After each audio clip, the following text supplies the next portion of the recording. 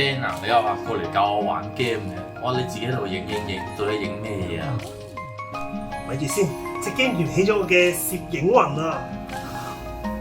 咁幾時開始玩 game 啊？係，而家嚟啦！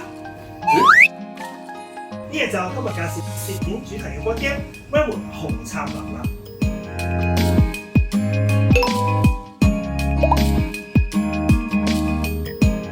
呢個遊戲嘅目標係影相計分，每一玩家都係傑出嘅戶外攝影師，嚟到呢一片自然林地，計劃自己嘅路線，選擇合適嘅鏡頭，拍低最靚嘅一刻。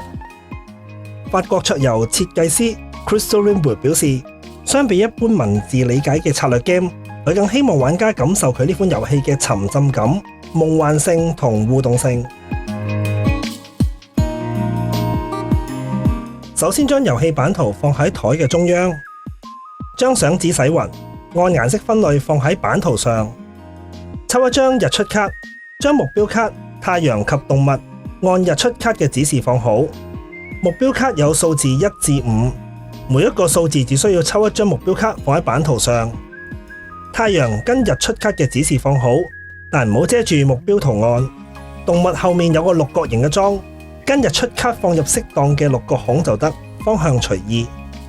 之後設置公共資源區，將路徑及鏡頭放喺支架上，其他資源配件分類放好。呢條繩就放喺資源區附近備用。每一玩家拎相同顏色嘅遊戲箭同2隻立旗，隨機揀一位玩家做起始玩家，由每位玩家開始，將一隻立旗放喺標誌柱上面，並且需要完全覆蓋整支標誌柱。當大家放好第一隻旗之後，遊戲就可以開始㗎喇。遊戲一共進行5個回合，由起始玩家開始，每個人嘅回合都需要順序去做以下3件事。第一，選擇路徑同鏡頭，將你需要用嘅路徑同鏡頭放喺自己面前。路徑同鏡頭都可以喺支架上面拎，或者其他玩家手上拎。如果係其他玩家手上拎路徑或者鏡頭，嗰位玩家可以喺公共資源區度拎1粒松果，即係1分。一旦揀好咗個路徑同鏡頭，就唔可以再更改。而遊戲最大嘅樂趣係估計唔同配件嘅距離，所以唔建議直接量度。第二，移動攝影師，將剛剛拎到嘅路徑開叉口夾向攝影師嘅底部，隨意調整路徑。尾部嘅圓點將會係移動鉛筆嘅位置。要注意，路徑唔可以覆蓋任何動物或者其他玩家嘅旗，可以用正面或者反面去調校合適嘅角度。部分路徑可以超出世界邊緣，但最終嘅圓盤必須要留喺世界邊緣或者以內。揀好終點位置後，將第2隻旗放喺原點上，並將第1隻旗連同路線一同拎走，移動就完成㗎喇。第三，攝影，將剛才拎到嘅鏡頭開叉口夾向攝影師嘅底部，隨意調整角度，只要完全覆蓋到嘅樹、花或者動物，先繼續影到。同路徑一樣，成個鏡頭唔可以搭到其他玩家。決定好最終嘅角度就可以正式影相。相紙會根據鏡頭中線去決定。第1張相片會放喺遊戲箭嘅中間，之後嘅相片會喺佢左或者右發展。如果唔清楚鏡頭中線指住邊個區域，可以用繩拉直去量度。如果中線係指住標誌柱，就可以二擇其一。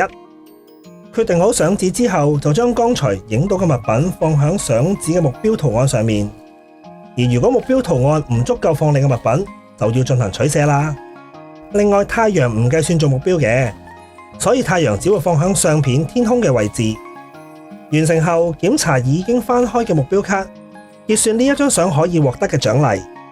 呢度都介紹一下目標卡1上半部分所指嘅完美攝影。剛才攝影鏡頭上面有2個小孔，當拍攝嘅物體包括樹、花或者動物，有部分可以喺小孔度見到，就叫做完美攝影，額外獲得1個松果。不過，即使2個小孔都見到物品，都只會結算1次。最後將成功攝影嘅動物移去佢另一個喜愛嘅生物區，放喺其中一個6個孔內，方向隨意，記得唔可以撞到其他攝影師。當以上嘅步驟完成之後，就到下一位玩家。一輪回合結束之後，太陽會順時針移到下一個生物區。另外，打開太陽經過嘅目標卡，然後進行下一輪嘅回合。要注意一點，所有玩家係唔可以用返自己上一回合嘅路徑同鏡頭，所以去到自己嘅回合，選擇好新嘅路徑同鏡頭之後，將手上舊路徑同鏡頭放返去支架之上。當5個回合都完成之後，就進入結算階段。結算可以根據計分紙上每一個項目逐個計分。首先計算手上嘅松果數，每個1分，然後計算相紙內嘅所有動物分數，每一隻動物嘅背面都會顯示佢相應嘅松果數。松鼠就1分，浣熊、水獺、海狸、狼就2分，熊同麋鹿就3分。跟住計算動物嘅品種，儲齊7個動物品種有21分。之後計算相片嘅相連度，每2張相片可以拼合先為之一個完美相連。呢度要注意，相片只係計最大嘅完美相連度。跟住計算太陽嘅數目，留意返擁有一個太陽係加4分，但如果有2個太陽或以上，即係你張相太多背光啦，就會係-2分。下一個係樹木，一棵2分。之後數一數未填滿嘅目標圖案，一個扣1分。花就一朵1分，而佢下面嗰個3色花7分，同再下面嗰個紅色目標圖案都係專家模式先會用到嘅。最後計返個總分，當然係高分贏啦。靚、華麗、美術感滿分，將拍攝動作融入呢個戶外攝影主題嘅桌遊，玩嘅時候真係好有沉浸感，好滿足。而且遊戲睇落就簡單，不過遊戲係冇一格格嘅棋盤，所以如果路徑同鏡頭一旦揀錯，就會直接影響成張相片嘅構圖同得分。其實都幾考驗對空間距離嘅觸覺。呢嘢就係今日介紹嘅 board game 啦，希望大家都會喜歡啦。最後記得 CLWS 我哋嘅 YouTube channel 啦，下次介紹其他 board game 俾大家玩啦。拜拜。